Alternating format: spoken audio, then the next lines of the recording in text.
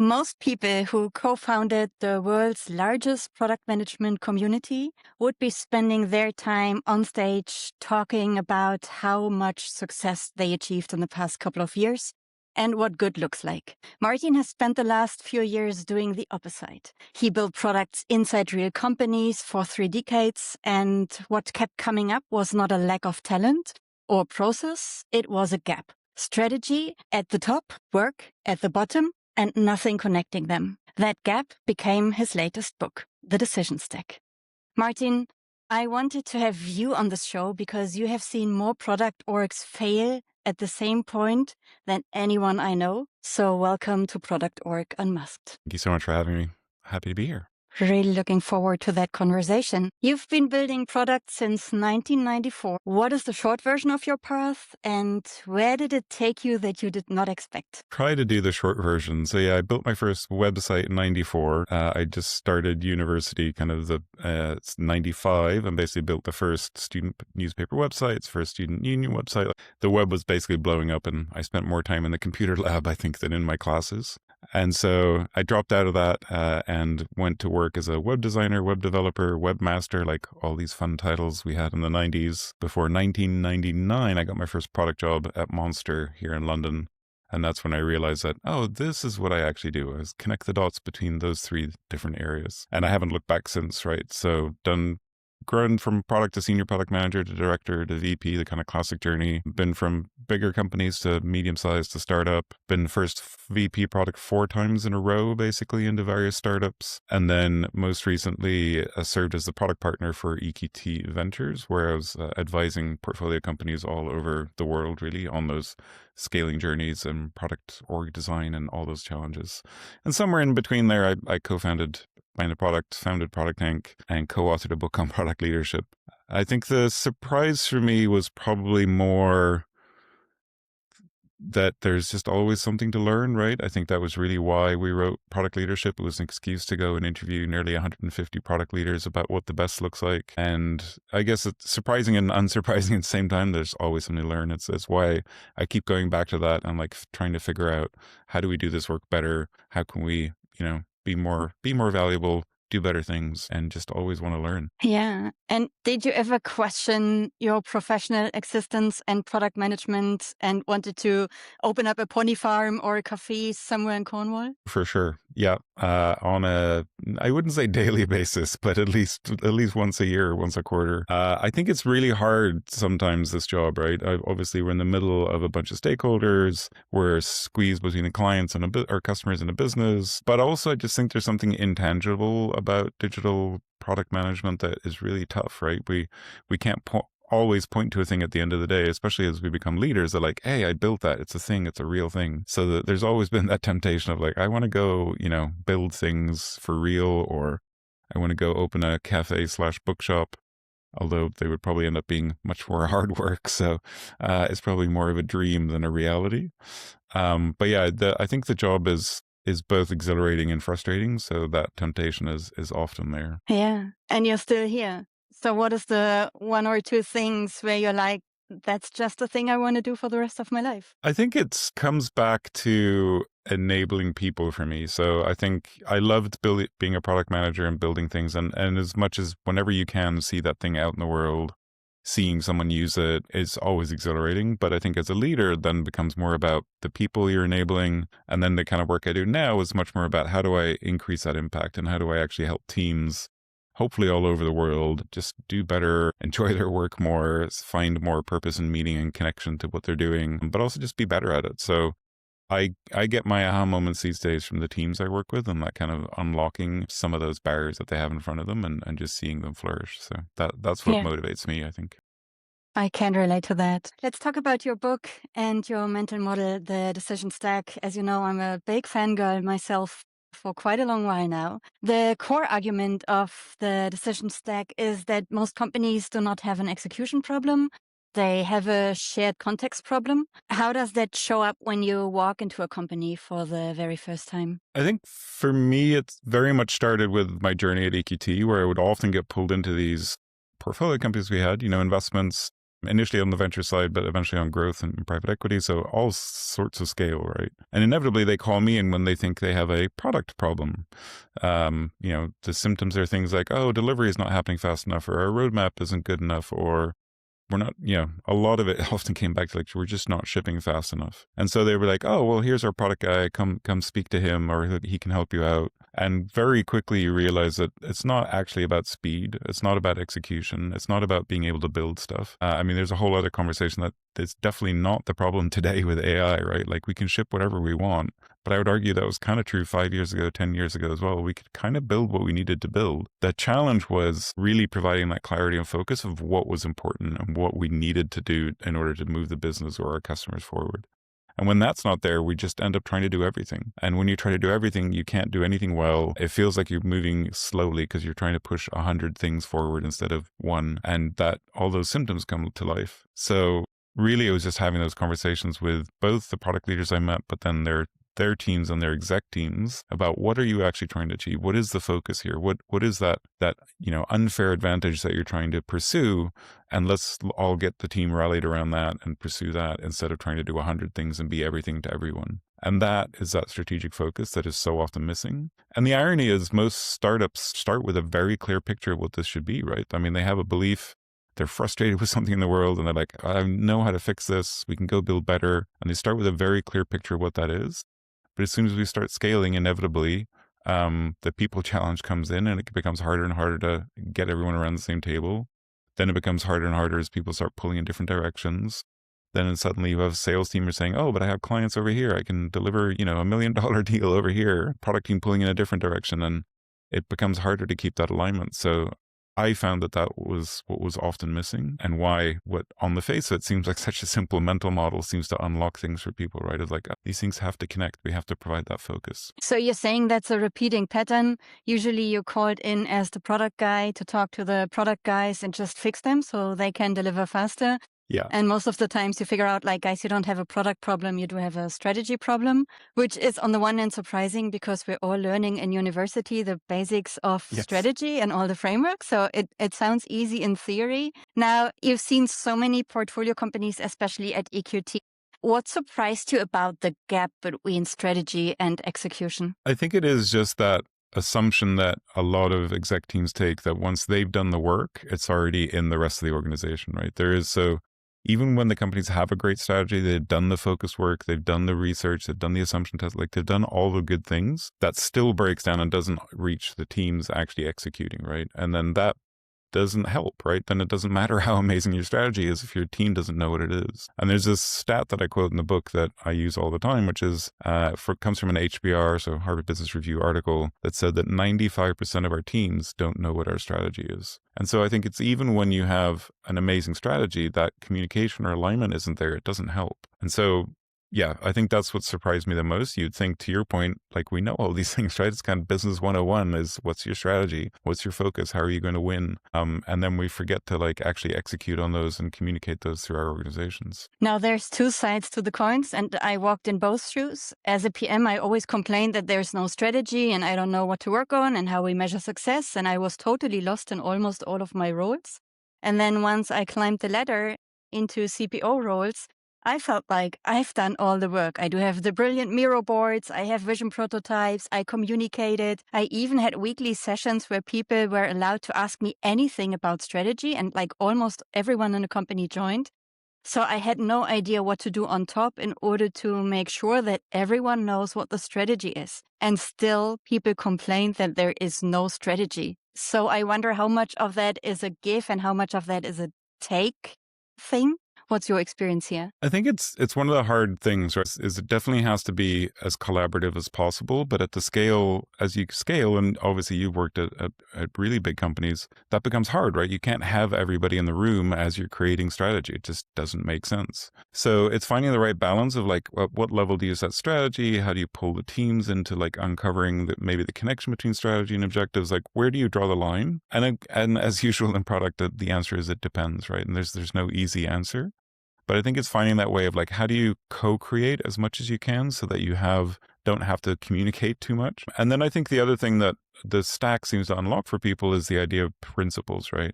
So principles sit at the bottom of the stack, but it's really a reflection of your strategy as well. And it is a very distinct decision-making tool that I think really helps everybody in those teams make better decisions. And it's really calling out the trade-offs in your strategy, right? So maybe it's a job seeker even over recruiter, or if you're Shopify, it's merchants even over, customers. And it's really to call out, like, when we hit these trade-offs as individual teams, especially, this is how we make better decisions. This is how we actually reflect that strategy in our day-to-day. And so I think coming at it from both angles, like, how do we be as collaborative as possible? How do we bring the team with us? How do we make sure that they have a voice in articulating the strategy? But then also provide them with the tools so they can make decisions at the edges without having to, always escalate everything. And it's a constant challenge. Like, I'm not saying this is easy, but I think the real work of strategy is that communication piece, right? It's living and breathing it. It's reminding everyone what it is. It's constantly referring back to it. It's showing that even you are making decisions based on that strategy and not just kind of whatever's coming along. And I think it's living those truths and make it really come to life. I think there's a lot of different stories, but another favorite quote of mine comes from the CEO of LinkedIn, who said that, once you are tired of repeating it, people are starting to hear it. And this is reflected in, so much research around marketing, like we need to see an ad 7 times before we remember it. Like all of these things that it feels like as leaders, like, oh, I've said it so many times already. I've like repeated it. I put it at the top of the deck every time, but we still have to do it more, right? And it feels frustrating often as a leader because you feel like you've done the work, but it is all about bringing our team along with us in order to be able to move quickly, right? Is there a perfect way to communicate it? Because what I also learned in my own journey is that once you've held a presentation and you leave the room, you might get feedback, and this feedback again changes how you communicate the strategy, because obviously you identify new opportunities or things that might change a little bit how you talk about strategy. And then when people see the next presentation, for them, it feels like, wow, that's a completely different thing now. So communicating is the one thing. My experience is that it never stays stable for 18 months as much as we wish to, or that we can't communicate it in exactly the same wording every single presentation. And even during that process, we might lose people. Is that avoidable? I don't know that it is 100% avoidable. I do think it is super important, to your point, to make it a living document, right? Like this is not something we write once and we kind of, chip in stone and put on the bookshelf. These are things that change, right? As we learn new things, and we should encourage our teams to highlight and challenge and come up with new ideas or show us when the strategies head in the wrong direction based on customer evidence they're seeing. And so I think it's really about figuring out how to make it a living document in the organization, make it something that they feel like they have ownership over, and then think about how do you then connect the gaps. And the tooling for this has long been terrible. There's a bunch of startups now coming up trying to build better tooling around how to actually make your strategy come alive in your organization and connect everything everyone's doing. But I think there's things that we can do around, whether it's Notion or Miro or whatever tool people are already using, to make it something that lives there that everyone can access all the time, and to see that it's changing and to connect the dots and highlight where we have assumptions still that we might be testing, or where like, no, we're pretty certain like this is the focus, and make that distinction so that it becomes much more natural that the object itself evolves. And so again, I think it's just about bringing the team with you. Like, how did you resolve that in your last organization, for example? I think I've never done perfectly.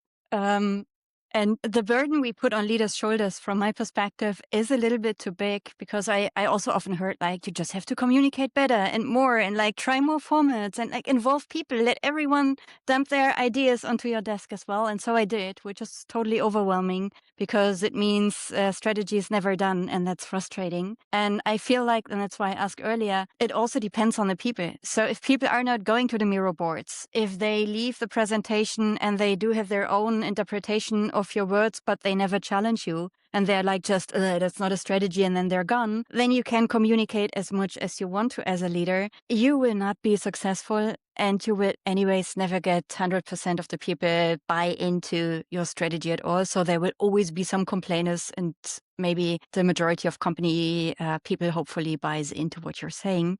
But I never found a perfect answer to your question. Never. I don't think there is a perfect answer, right? It's people. Every product problem is a people problem.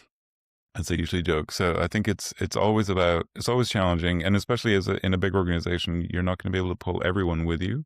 I think it's still just like what's the best effort. I think we can always do better than we are doing, and I think it's thinking about how to bring your reports along as well, right? It's not necessarily thinking the entire org. Like you really have to lean on, especially the size of companies you've been talking about or working at.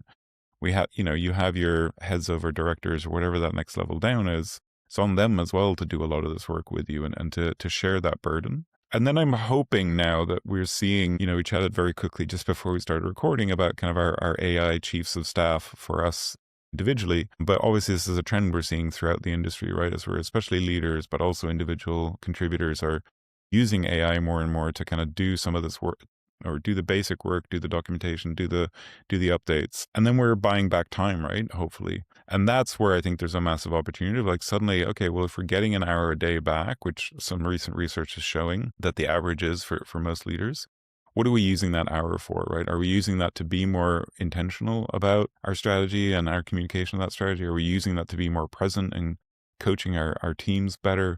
And so maybe that's where some of this opportunity comes from, is just to have more time to do some of this hard work, because it isn't easy. There is no easy answer. And maybe that's the answer to why this is such a recurring challenge in most organizations, right? Now, when you step into an organization that is following best practices and that would be rather on top of that well-performing companies, and compared to that, step into a company that struggles with everything you described, what's the difference for the people working in this company, for the leadership teams, but also for the clients and customers? For me, it's all comes down to focus, right? So I think to build a great product is to say no to as many things or more things really than we say yes to, and to really focus in on what is the thing that we do really well that's going to make a really big difference to our customers and therefore derive value for the business, right?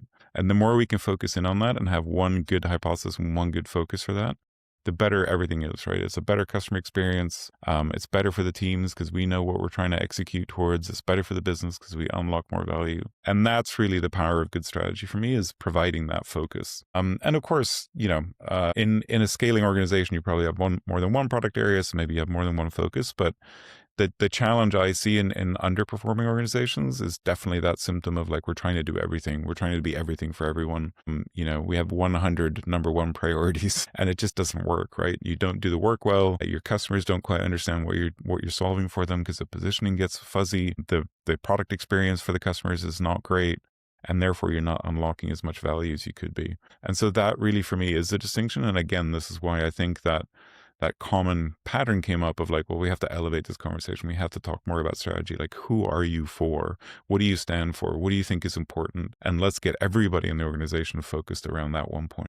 I'd argue most product leaders and most CEOs know that they do have a strategy problem, and they potentially also know that they say yes more often than no, unfortunately. Now, what would be your recommendation for a product leader who tries to prevent her CEO to always step over the roadmap priorities and adds more and more priorities? What's the number one thing they can do? I think it's really about making it about evidence over opinion, right? Again, we talk a lot about this as product leaders, but the more we make the conversation like it's, the CEO's opinion might be right, the product leader's opinion might be right, but let's make it about data. Let's look at like, what is the actual usage numbers? What is the revenue numbers? Like whatever the metric is that you're trying to drive towards, which of these ideas is going to drive that better? And how do we, bring evidence to that? And of course, we don't always have that perfect information up front. So then it's a conversation about like, okay, well, what are the assumptions going into this? How can we go test those? Like, again, we have all these tools as product people, especially to solve these problems and test these things. We just somehow often forget to use them internally in our organizations and to run our business. And so I love challenging the CEO when they come up with that idea. And again, often they're going to have amazing ideas because they see other parts of the business. They see the market from a different perspective. But as long as we're making it an evidence-based conversation, I'm okay with that. And a favorite hack of mine in startup world, at least, which is harder to do at scale, was to just have a physical list of Post-it notes on the wall. And these are the agreed priorities, right? And then a new idea comes in. It's like, great, that sounds awesome. But like, which of these other ones are we going to move in order to make room for this? And that changes the conversation as well. And I think we do have to be better at forcing that conversation Not that necessarily every organization is going to have a stack rank, but at least to like comparatively say, okay, that's a great idea. What are we taking out to put this in, right? And I think that changed the conversation to be much more about the things we've already committed to. And again, this is where the stack, I think, really helps people of like having that clarity of this is what we've committed to. This is what we said yes to. This is what the whole team is focused on. If we're going to come in with a change, that's fine, but we have to be intentional about that change and we have to take out things, right? And so that's the hard part, I think, of coming to an agreement on what you can actually take out. And anything a product leader can do to drive that conversation, I think is going to be beneficial for them and for the organization. I'm not pretending it's an easy conversation, but I think you do have to get to that point where you can really make a trade-off.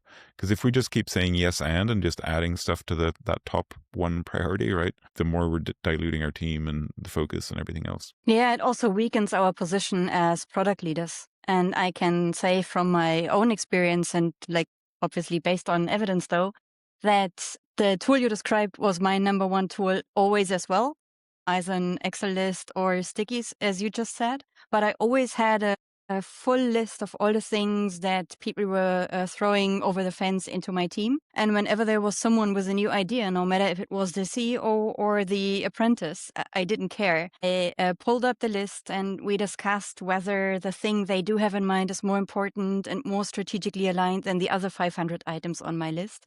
And I never struggled with that. Like we always talked about evidence and we always had solid discussions. Still from my network, I hear very often that they can't do that. Their CEO is not listening to them. But because it never happened to me, I don't know what the difference is between leaders who are strong enough to say no and leaders who are not strong enough or willing or able to say no. What's your explanation for that? I think it's something that we take maybe a little bit for granted, is obviously all these best practices require some level of psychological safety in our organizations, right? So we have to be able to challenge leadership. And that's not always a safe thing to do, right? Especially if or it doesn't feel like a safe thing to do, especially if you're an individual contributor or you're new to the organization or for other reasons, like the environment's just not safe where you feel like you can say no to the CEO. But I think that's really doing yourself a disservice in the long run. And so it's figuring out how to have that conversation, right? And it's not always just saying no. It's like, okay, let's look at this more objectively. Like, how do we bring data to this? It's maybe thinking about, one thing I write about in the book is talking about not yet as an alternative to no, because often I think it's really about sequencing these ideas. Like, okay,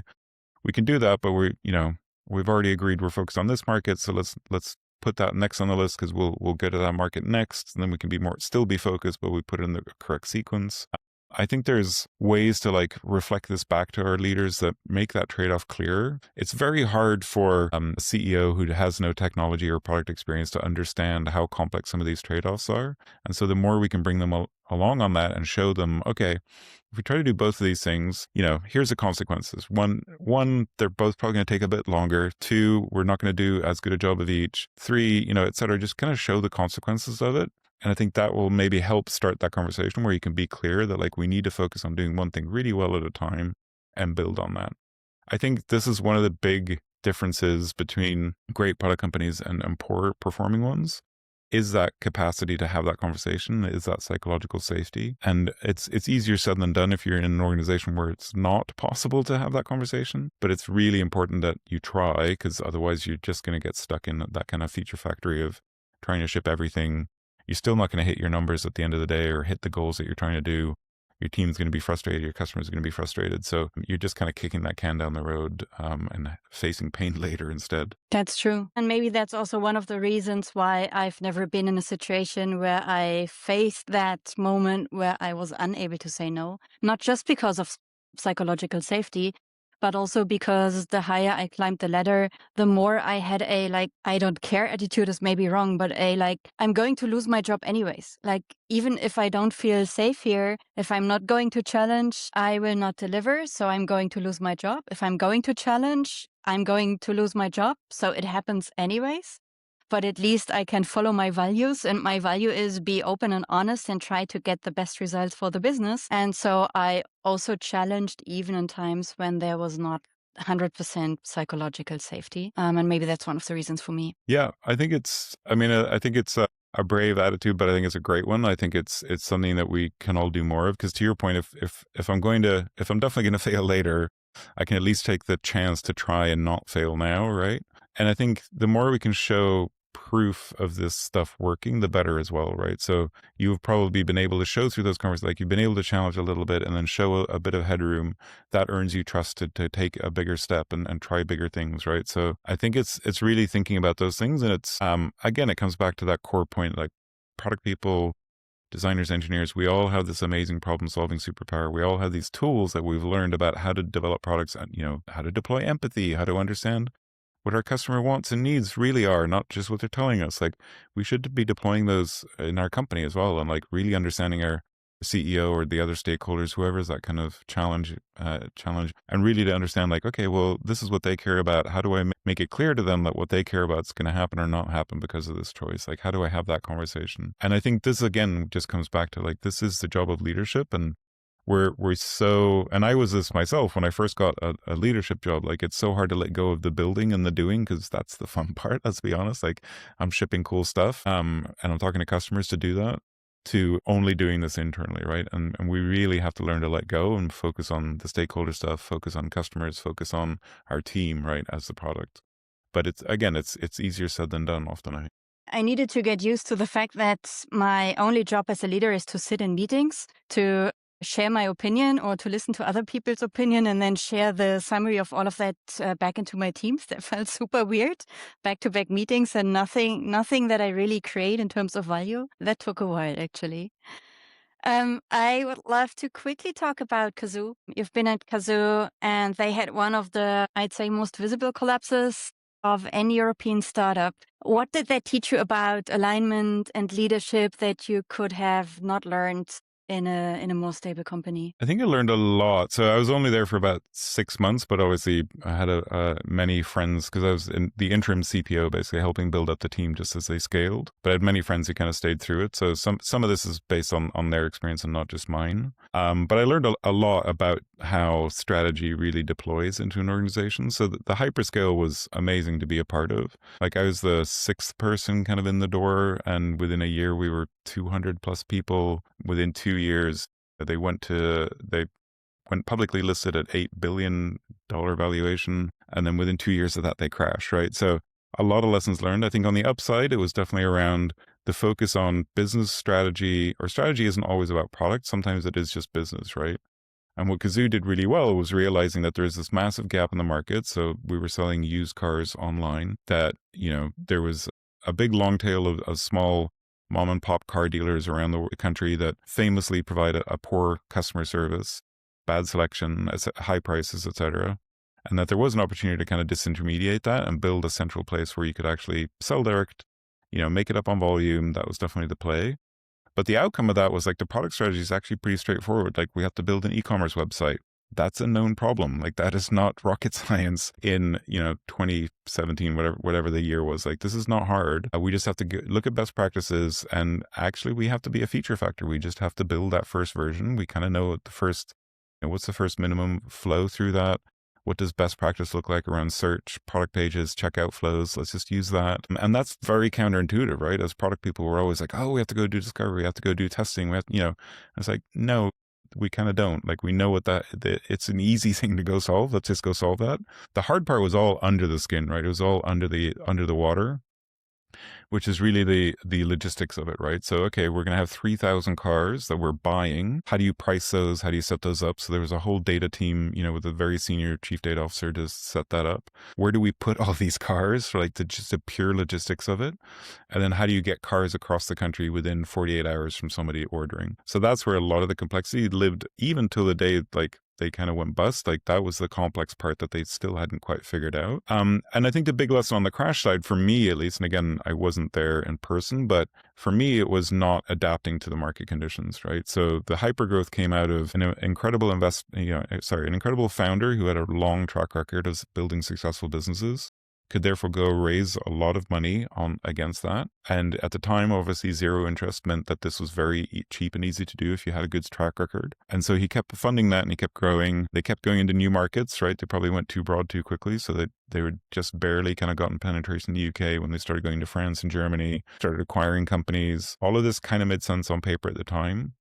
But it set them up for that fail, right? When zero interest ran out and suddenly cash isn't free anymore, then, unit economics became everything and they were terrible.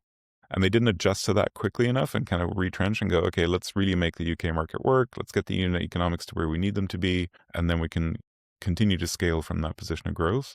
They kind of kept trying to go and fund new businesses and new acquisitions.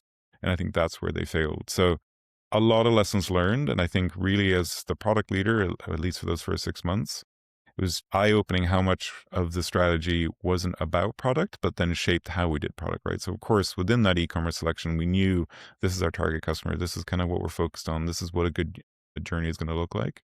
But actually a lot of that was solve problems that we just had to build and get out there as quickly as possible.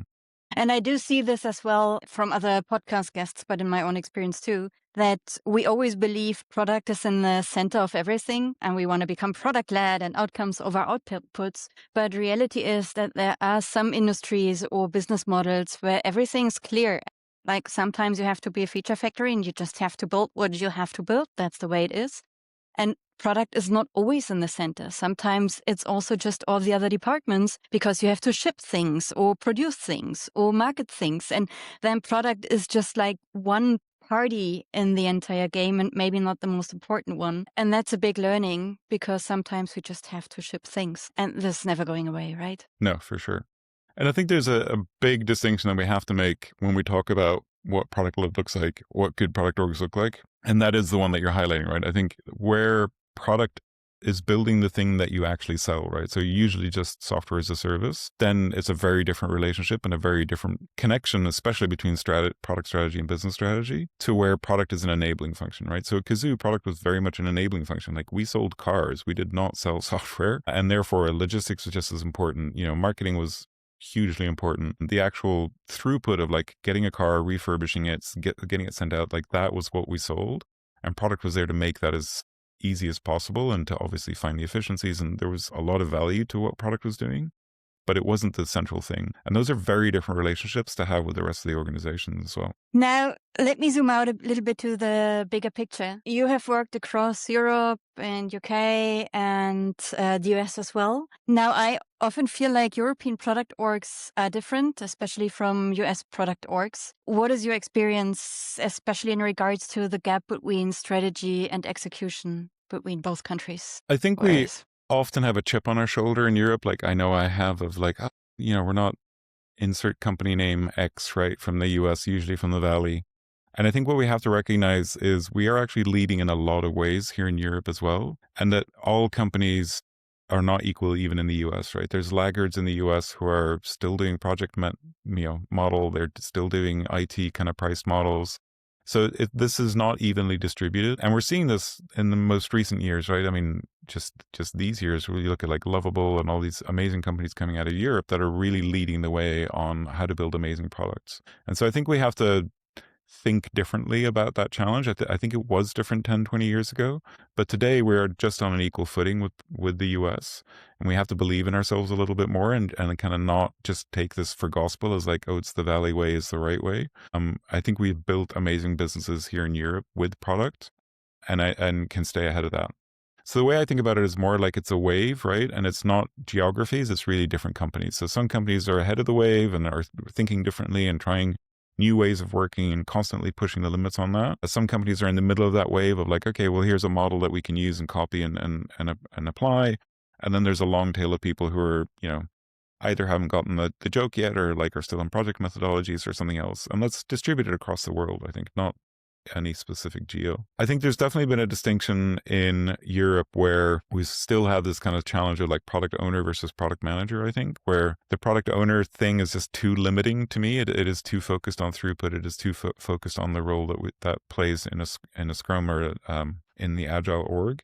And product manager by definition is a wider role, like has much more responsibility, is outcome focused and builds on these things. And that change, I think, took longer than I would have liked to have seen in Europe. And we still see some of those challenges. And the big impact of that is I think we're seeing, there's not as many great product leaders in Europe as there are in the US because we just haven't had that experience of really being product managers, really driving through outcomes, really driving impact.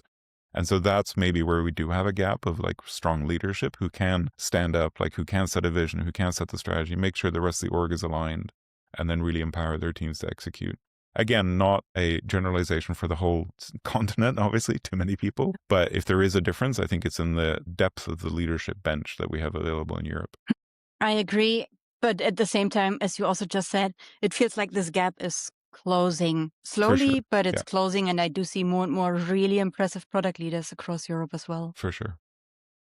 No podcast without AI topic. So quick, almost last question on that one.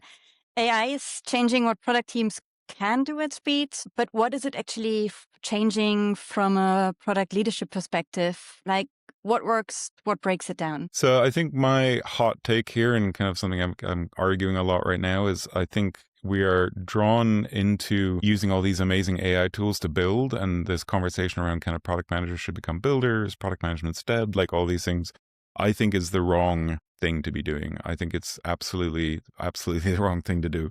Building is not the job. And so as product leaders, I think we really have to set the tone and set the, like, what is the job of product? And it's to resolve the 4 risks, right? That like Marty Kagan, IDEO, everyone else has talked about. And feasibility or building was only one of them. And so we still have to focus on our customer. We still have to focus on the market. We still have to focus on the value and the viability. And if we're not doing those things, then the product is going to fail, because what is happening is our competition is getting just as fast as we are or faster. There's going to be more competition, I think, because there's going to be many more options to build. It's cheaper to build, cheaper to create startups. And so we have to go back to those core first principles and focus on how do we actually deliver value to our customers. And that's going to start with leadership. If we get drawn too far into the shiny tools and building the shiny UX layers, then we're pulling our teams with us, right? And we're pulling away from the important conversation. And so as, you know, and again, I love building with these things myself, so I understand the temptation, but we have to pull out of that. And it should be a tool all product people have access to and know how to use and can use to communicate. But we should be spending more of our time on the customer side, on the market, on the strategy, on the, that value piece, right? And I'd say this didn't change. It has always been the product leadership role to communicate strategy. We talked about that earlier. But if you don't do it now, you might be too late anyways. If you still get fascinated by getting your hands dirty, like enjoy, but maybe go back to IC role. If you're not willing to create context, to have a single source of truth for your strategy, you might not be able to lead your product organization into the future. And I think that's what I hear from you as well. Yeah, leadership's always been about leverage, right? It's like, how do we leverage our whole team, not just us individually? So it's great if I can jump in and suddenly be an IC and I can be 10x more productive, but I have, 10 people, 100 people working for me. Isn't it more important that I get them 10x productive or 100x productive? And so it's really comes back to that same core leverage point of like, how do we enable our teams? How do we empower our teams? And then it's even more important, not to harp on about the decision stack, but it's even more important to make sure everyone's aligned, right? Because if suddenly everyone starts running really fast or faster, then they're going to start running in the wrong direction really quickly, or we can make sure they're aligned and pulling in the same direction. And that becomes even more critical as we start putting AI agents into our organizations, because if they don't have guardrails or that strategic intent or that clarity, and this has been proven out by research from Anthropic themselves, they're going to start running in a million different directions, right? So we need to be focusing as leaders even more on that clarity and that intent. And then empowering our teams to figure out, now that we can move 10x faster, how do we make sure we're doing it in the right direction for the right reasons, for the right customer, and not just because it's the fun, shiny thing to go build. So saying no does not only apply to roadmap items and wish list ideas from your entire organization, but also to your leadership responsibilities. That's what I hear. And I think that's what I also recommend everyone. Go through your calendar, check if all the meetings are really important, try to free up as many time to lead and coach your team instead of trying to chase all the things at the same time. 100%. Yeah. One last question. What is something you believed 5 years ago that you have completely reversed on? That's a tough one. I don't think much has changed, to be honest. I guess the big difference in the last 5 years has definitely just been how much we can build, right? So that feasibility argument has definitely changed a huge amount. I don't think if you'd asked me 5 years ago whether software was going to be cheap and easy to build, I probably wouldn't have thought so. So I think that's probably the thing that's changed the most. I think, to be honest, my core beliefs and first principles are still true. Like, it's about the customer, it's about the people in our team. How do we make sure everyone's aligned? Like, all of these things are still true. It's just the world around us has changed a lot. And so we need to apply those same principles to that challenge. Thank you, Martin. This recording has been a blast for me. Thanks for taking the time. I'm really looking forward to hit publish for that episode. Thanks so much for having me.